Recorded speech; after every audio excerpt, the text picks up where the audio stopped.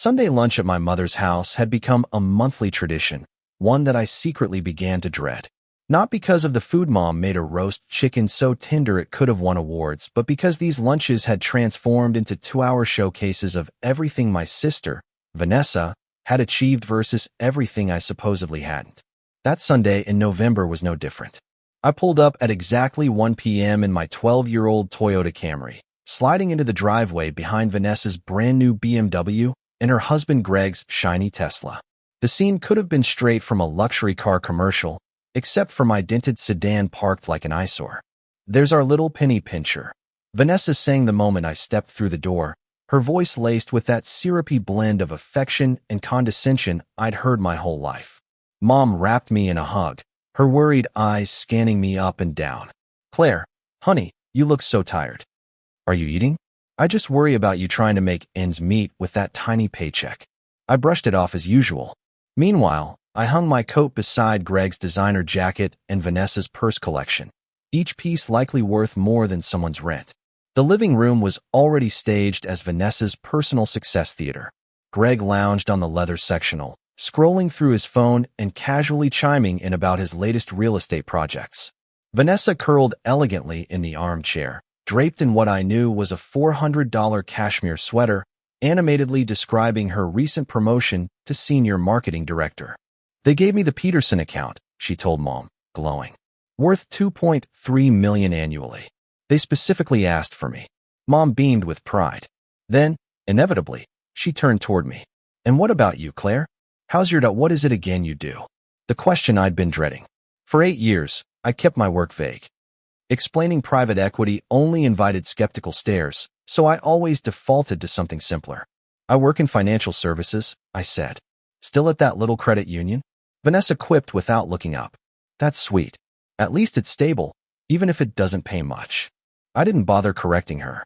Truthfully, that little credit union had been my stepping stone for just 6 months when I was starting out.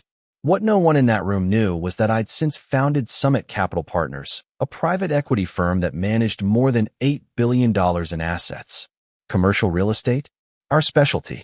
In fact, there was a very real chance I was indirectly financing Greg's latest project. But explaining that never seemed worth the eye rolls. Lunch continued the usual way. Vanessa and Greg regaled Mom with stories about their Italian vacation, their upcoming Aspen trip, and the multi-million-dollar condo project Greg was spearheading. "The construction loan alone is $4.2 million, he bragged between bites of chicken. Projected 8-figure returns. Mom nearly swooned at his financial brilliance. Meanwhile, I ate quietly, fighting the urge to laugh. Eventually, Greg turned his magnanimous attention my way. "What about you, Claire? Any big financial plans? Saving up for a new car, maybe?" His glance drifted toward my Camry in the driveway. Vanessa chimed in. "At some point you might want to upgrade. Image matters, especially if you want to advance." I replied evenly. "My career is going well." She set down her fork, eyes sharp. "Is it though? You're 34, still driving a car from 2011, living in that cramped apartment, shopping at discount stores. Don't you want better for yourself?" I stayed silent, letting her sermon wash over me. They lectured me about investing in my appearance, upgrading my wardrobe, networking properly. Mom patted my hand, suggesting maybe Vanessa could introduce me to her wealth management friends, real finance, not just credit unions. Vanessa nodded graciously, as if she were offering me a golden lifeline. "My friend Stephanie could get you in as an entry-level advisor," she said. Entry-level? I nearly laughed. By dessert, I was drowning in pity disguised as love. "You're working too much for too little money," Vanessa insisted. "That's not sustainable," Greg added. "If you're going to work that hard, at least get paid properly. 75 grand, maybe, if you're really good." I nearly choked on my coffee. Last year alone, Summit Capital's management fees had topped $120 million. My personal take-home? Let's just say a bit more than their suggested $75,000. Still, I nodded politely. Sometimes silence is easier than explaining. When I finally left, Vanessa followed me to the door, offering more career advice, more pity, even a potential interview at her friend's firm. I drove away in my beat-up Camry, fielding 3 investor calls on the way back to my so-called tiny apartment, which was in reality a penthouse overlooking Elliott Bay. That night, I reviewed acquisition reports for Summit Capital's latest deals, boutique hotels in California, a tech buyout in Austin, and renewable energy infrastructure across the Pacific Northwest. Monday morning, I was at my office on the 48th floor before sunrise, preparing for a call with Hong Kong investors. Then my assistant walked in. Claire, a woman named Vanessa Miller, called. She said she's your sister. Something about a mortgage issue. My stomach tightened. I pulled up our loan portfolio. And there it was, Vanessa and Greg's address, their nearly $900,000 home purchased 3 years ago. Their mortgage? Part of a distressed asset package Summit Capital had acquired from a regional bank. Delinquent. 3 missed payments. Foreclosure authorized. I had Jennifer put her through. Vanessa's voice was panicked. Claire, thank God. The bank says our mortgage was sold to some company Summit Capital and they're threatening foreclosure. Can you help us? Please. I looked at the file glowing on my screen. Vanessa, I need to tell you something.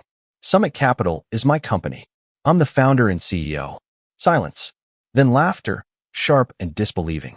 That's not funny. I'm not joking. Google it. I listened as she typed, then gasped. Oh my God. This says you're worth hundreds of millions.